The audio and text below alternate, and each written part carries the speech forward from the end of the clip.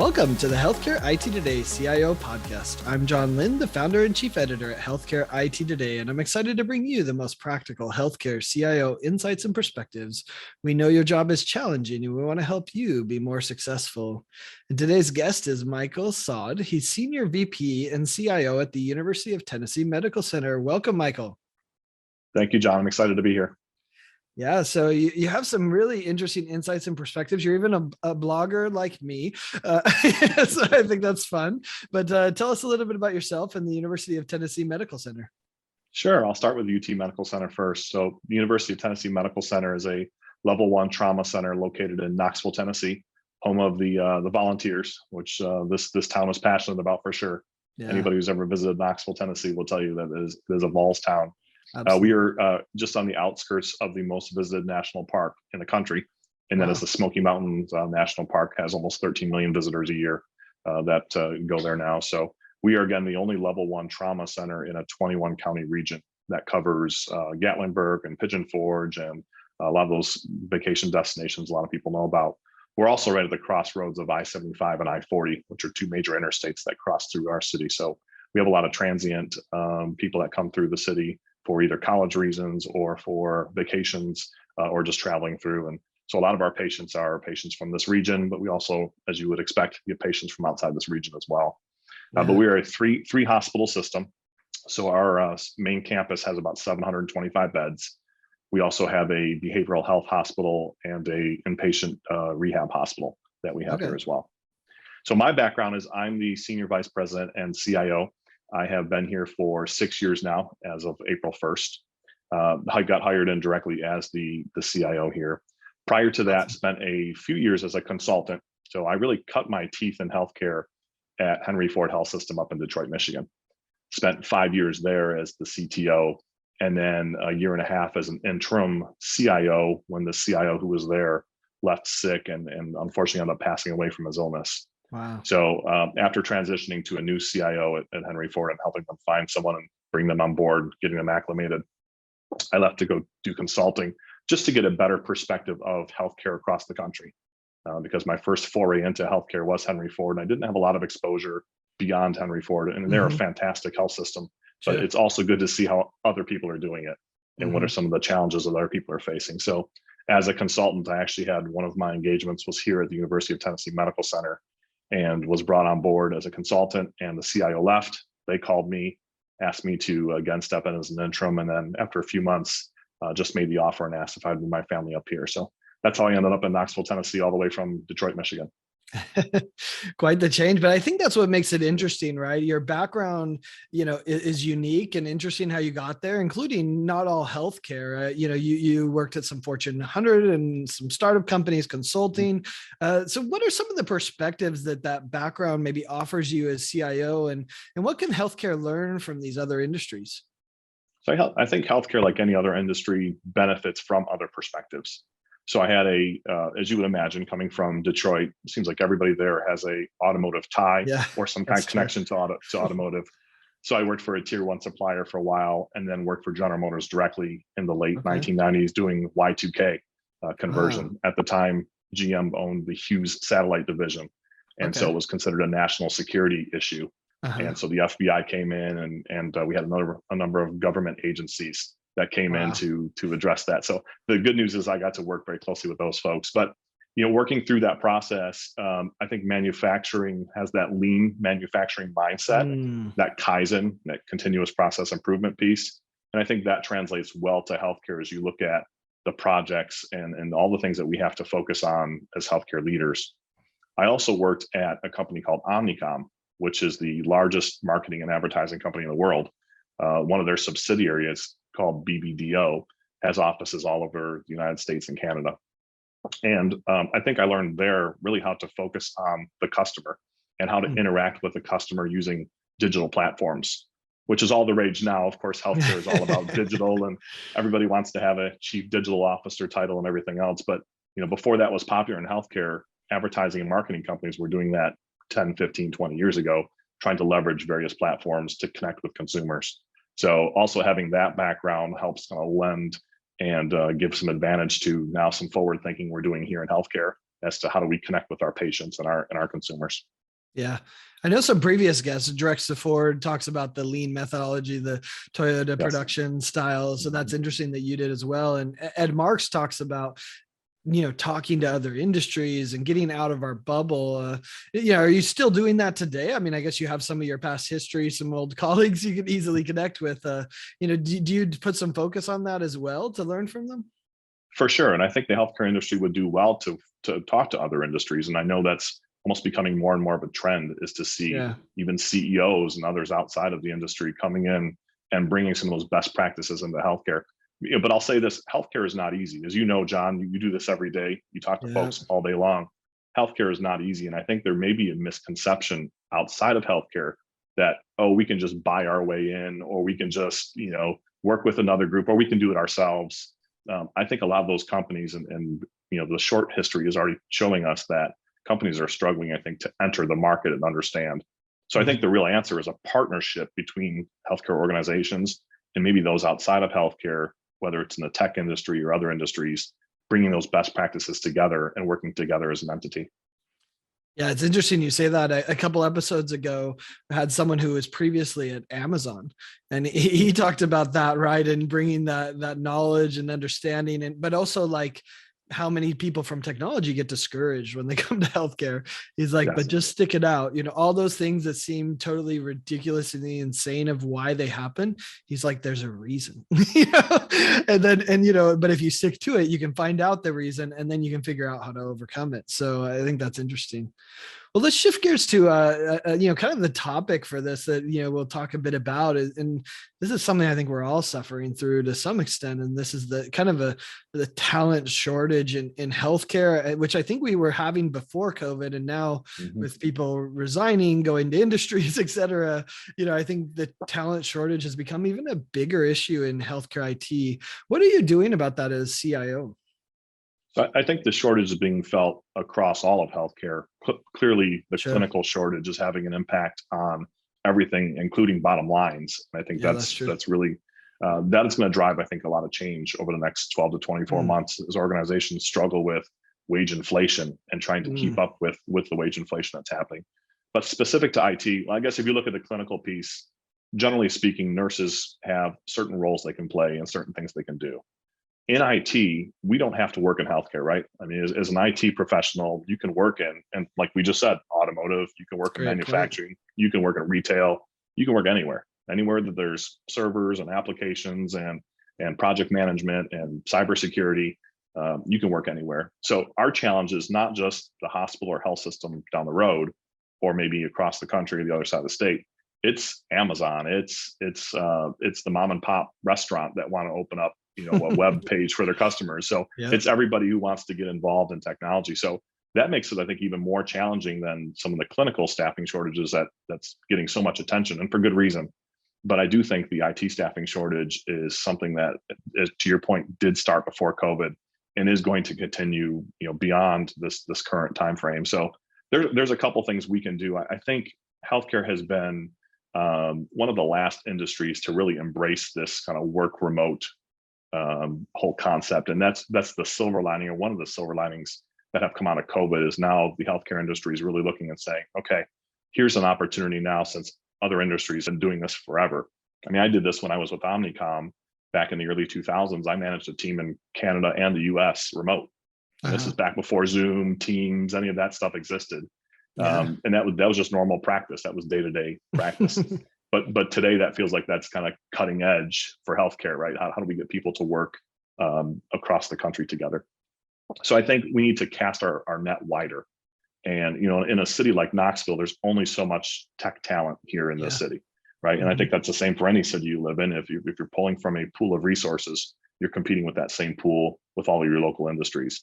So I think we have a real opportunity to cast our net wide and go across the country and say, if we need a resource that helps us with our EHR development, we can look in Florida, we can look in Georgia, we can look in Pennsylvania or Michigan, versus having to just say we have to look within this geographical region we're in now.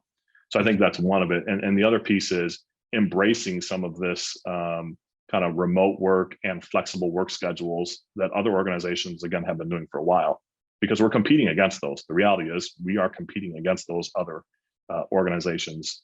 And so we need to make sure we're at least providing that same level of flexibility that people are coming to expect from those other organizations.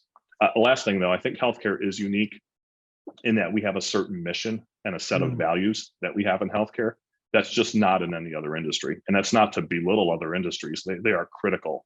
I mean, there are critical industries that are necessary to keep this country working every day. But healthcare is unique because it's literally people's lives. Yeah. And it's something that all of us are going to have to use at one point in our life. And so I think connecting people to that mission and those values can help set us apart from some of those other industries as well. Yeah, some great points there. And I think it's challenging because we are up against everyone else. You know, to your point, right? Occasionally you see a nurse become a real estate agent, but you know, their nursing license isn't being used. And so that is a challenge. Whereas you're right, in technology, it can. How about the gender inequality in tech, right? I mean, I think that's been a challenge, and you've written some about it on your blog. What can we do to make sure there's diverse voices in health IT? Yeah, and I think this is a very important topic for a number of reasons. You know, in a lot of organizations, there is a chief diversity officer or a diversity office of diversity, where there's a number of people that wake up every morning focusing on this important issue. And that's absolutely critical. But the challenge we can run into is we can think that's somebody else's problem, right? That's that department. They focus on that, kind of like that's the CFO. They worry about the finances. Yeah, I worry about this stuff. Oh, that's the CISO. Right, exactly. Yep. And that's a wrong misconception. As leaders, every one of us have a responsibility to promote diversity, equity, and inclusion. And especially as it comes to technology, you know, if you look at the statistics of women in tech, women make up about half of the workforce. In technology, they're about 26% of the workforce. They're also leaving at a much more rapid pace than men are. And that was before COVID hit. And if you read any study right now about COVID, women have been disproportionately impacted by COVID because they're the ones that are teaching the kids at home. They're the ones that are getting things ready, taking care of the house. And so really, they've been disproportionately impacted, which, going back to our previous conversation about remote work, I think remote work is also a DE&I piece, and there's a component there which allows the women that need to be at home to take care of the family to continue to do so and work and provide them a flexible schedule. So I think there's also a component there. But you know, there's a number of things that we can do and should do as leaders to help promote women in the workplace, especially in IT. Number one, I think going into the schools. I think that's very important, and we're actively doing that here. Going into the high schools, partnering with the colleges and universities to try to promote women and to show them that you don't just have to be the person that's, you know, eating cold pizza and drinking Mountain Dew in a dark room. You know, that stigma of what IT used to be. There are many other roles. There's cybersecurity, there's project management. And by the way, if you want to eat cold pizza and drink Mountain Dew, you can certainly do that as well. Yeah, but that's also available to you. But another thing is we partner with other organizations. You know, Chime has a diversity arm that they are very focused on. Girls Who Code, you know, those type of organizations who are focused. So that is another piece as well. I think the other piece is establishing and being very intentional about mentoring. You know, women need mentors. Men do as well, but women need mentors who can mentor them in the career field. And that's something we've actually established a mentoring program right within our department that has helped pool and put together and connect women and men in different roles and help them understand, here's the current role you're doing, and here's something someone else is doing, maybe of interest to you. Here's how you grow into that role.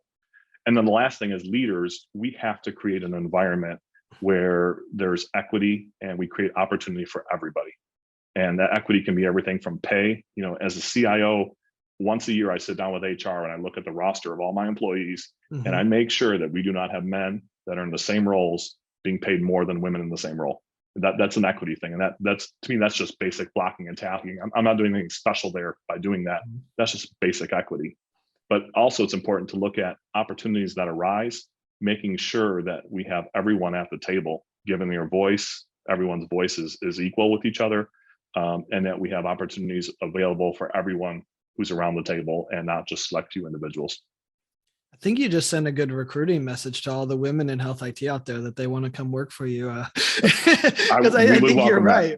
Right? Like, I mean, but I think it is the challenge, right? I mean, even with this CIO podcast, I want to have as many women as I can on here, and the numbers are against me, right? Like, as far as how many are out there, and then the women that are out there get a lot of requests, and so they often say no to it because they don't get as many, because they're getting too many requests, and they got to do their job. So it makes sense, but I'm always open to try to give them, like you said, more of a platform to be seen, so that then maybe they're a director of IT. How do they become CIO? In some cases, it's being seen and being known and known that they have skills. So I think that's awesome. Kind of moving beyond workforce challenges, what's your biggest challenge today, and what are you working to do to address it? So workforce challenge, we talked about the IT shortage. Clearly, the clinical shortage is a significant issue, and again, that's creating challenges to the bottom line. And I think that's something we're going to see over the next little while. I think kind of the close second, and something I'm sure you're hearing from most of your guests, is just cybersecurity. And that can be a lot of things. And I know that's not really sexy to talk about sometimes. It's, oh, that's cybersecurity. But the reality is we are impacted on a daily basis by that. If you look at the recent Kronos outage, that impacted us. We were a Kronos customer. It was in the cloud. We were down for 40 days. So for 40 days, we did not have a timekeeping solution. We had to quickly come together, develop an in-house timekeeping solution, and make sure that all of our employees were paid. Our HR department did a phenomenal job making sure that our employees were taken care of and paid appropriately. But that type of stuff, it's not even just kind of our own cybersecurity posture, which clearly is a full-time job for a number of folks. And like we talked about with DE&I, cybersecurity is a role that all of us have a responsibility to play, not just the folks, not just the CISO and others. So I think that's an important thing. We had another vendor, I don't want to name who that is because I don't think it's public yet, but who had a ransomware attack, and we've not been able to do surgical billing now for 5 days because we have a relationship with them. They've been completely down. They're rebuilding their system. So I'm not only concerned about our systems and our internal integrity of our systems, but now you have to worry about the vendors and the people you partner with. And do you have a fail-safe plan? Do I have a backup plan, a business continuity plan, should that system fail?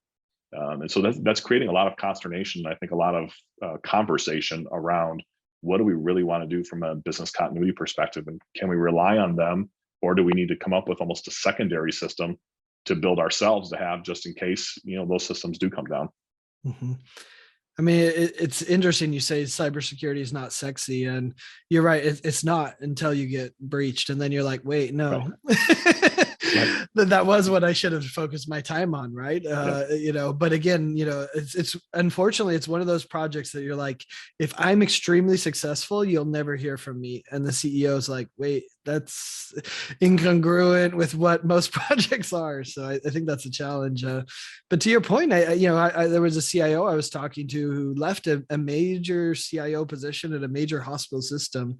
And he said, I left because I didn't want the 1 a.m. wake up call that the system's down, the whatever challenge it was, and it was just stressing out his life. And I think, is that why CIO position is so challenging? I mean, we kind of described it.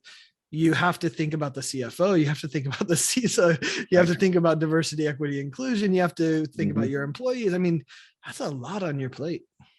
There is absolutely, and it continues to morph and transform, and nothing's being taken off the plate. There's just more added.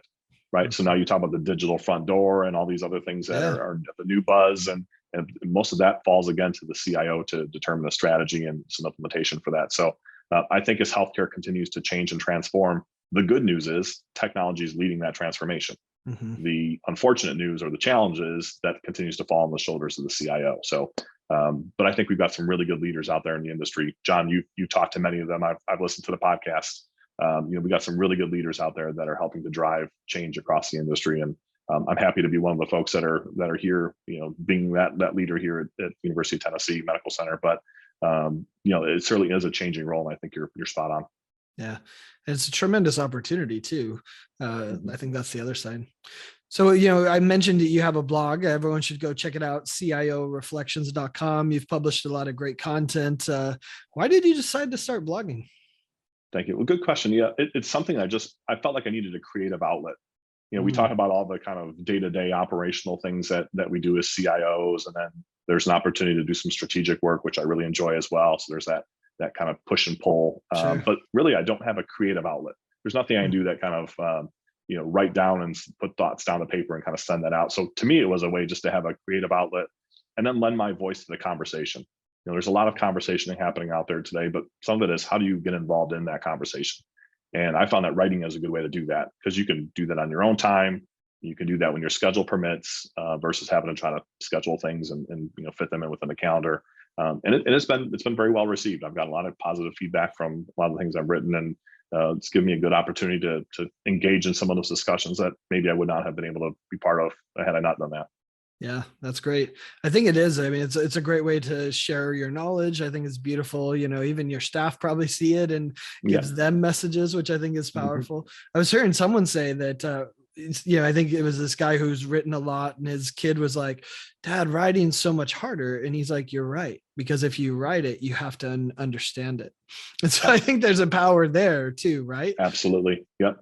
And it's amazing how much research, this, John, you're a prolific and very successful writer, how much research goes into writing, right? So it's not like I'm just sitting down and just writing out all these articles off the top of my head. There are times I have to go look up, okay, what are the facts around this? What are the statistics? What are the percentages? Just to kind of build that foundation. And so I learned so much. I enjoy just from a research perspective, going out and pulling articles and reading things. So, but you're right. I mean, and there's something, there's like a finality about it too. Once it's in writing, it's there.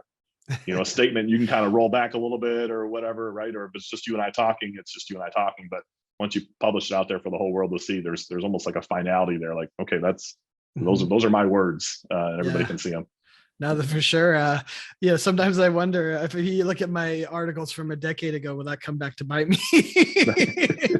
I think I've published enough that there's something out there if someone wants to find it. For sure. So we always like to wrap up with some kind of career, perspective and advice. So, what's the best piece of career advice you've ever been given? So this one I struggle with because I can't think of a single piece of advice that I've been given or a phrase or a sentence that's something that's just kind of built. What I can tell you is mentors in general, and there's a couple that I can think of right now. There are several mentors that have helped me get where I'm at today.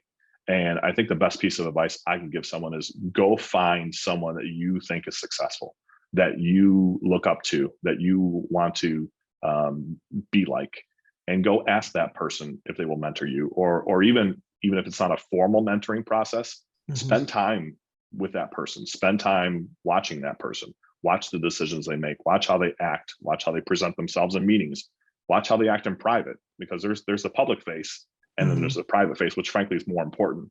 How people act in private and in their office and behind closed doors in many ways tells you much more about their integrity than how they act out in public. So I think, take an opportunity to find a mentor, whether that's formally or informally, and study that person and study what they do well and study some of their mistakes, because we all make mistakes. I make mistakes every single day. And I tell my staff, watch me, right? And I'm very open. These are the mistakes I made. Here's what I should have done different. Here's the information I should have asked for and didn't, or whatever the case is. So I think the best advice that I can give others is not necessarily a line or a piece of advice I have. It's go out and find that mentor, find someone that you look up to, and learn from that person and understand why they do what they do. It's interesting you focus so much on the learning and watching them, because so many times when I hear people talk about mentors, it's about relationships and connections and opening doors. But seeing it and modeling it, I think, is a powerful message. Yes, and everybody learns from different styles. I learn from watching and doing. Right, I'm a kinesthetic type of learner, so I learn from doing. I also learn from watching other behaviors. And there's things you can learn from other people that, oh, that's interesting. You said it this way, or you decided to make that. And then after the fact, though, go back and ask why. So you mentioned this. Why did you say this? Or you made this decision? Or why did you do that? And to find out the why is so educational to understand, oh, that's interesting. I didn't know you had that piece of information. I wasn't aware of that. So I think just kind of learn and educate yourself. And then, as you said, they do open up doors. They do open up doors for you. And I think that's absolutely important too. Yeah. Maybe even why they didn't say something, right? You're like, I think I know better than them. And you're like, oh, wait, no, maybe I still have a lot to learn. That's awesome. Exactly. Well, Michael, this was a lot of fun. I appreciate you sharing all these insights and perspectives. You have some great perspectives. Everyone should go check out CIOreflections.com. Be sure to subscribe there and get all your latest updates, and appreciate you being on the CIO podcast. And thanks everyone for watching. If you want to find all the rest of the episodes in the CIO podcast series, you can check them out at healthcareittoday.com or search for the CIO podcast by Healthcare IT Today on your favorite podcasting platform. Thanks everyone. And thanks, Michael. Thank you, John. I appreciate having me here today.